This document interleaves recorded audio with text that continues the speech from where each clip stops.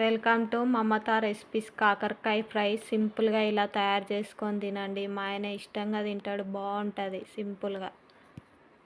Oil పోసుకోవాలి, ఒక 2 గరిటెల oil.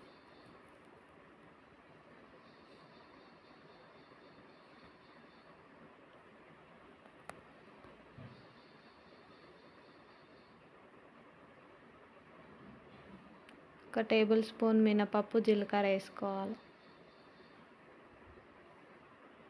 1/2 table spoon పసుపు, 2 ఎండుమిర్చి.